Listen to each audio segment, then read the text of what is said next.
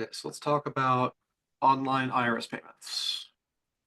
So as of this recording, the Trump signed an executive order about 2 weeks ago, 3 weeks ago, saying that the IRS is not going to send or receive paper checks anymore as of September of 2025.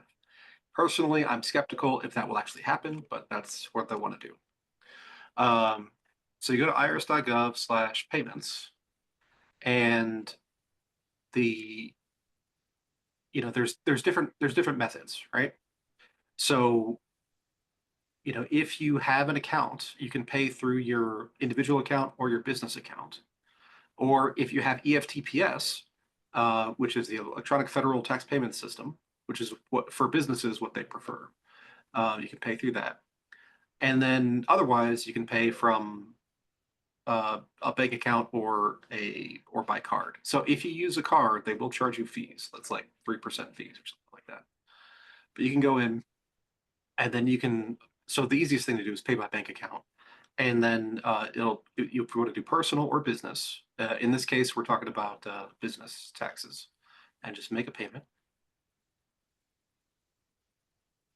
and then you have to pick a reason, and it would just be uh, if it's for just a regular payment with a tax return, it's going to be federal tax deposit and apply to. Actually, no, it's not going to be federal tax deposit. Balance due and return. That's the one.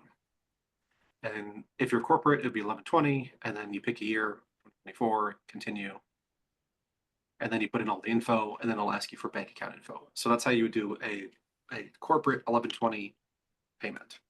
If you were doing an amended return, you would pick amended return, and again 1120 or 941, or most cases it's going to be 1120. If it's going to be an estimated tax, for like Q2 of 2025, or if it's an extension, you just pick those things.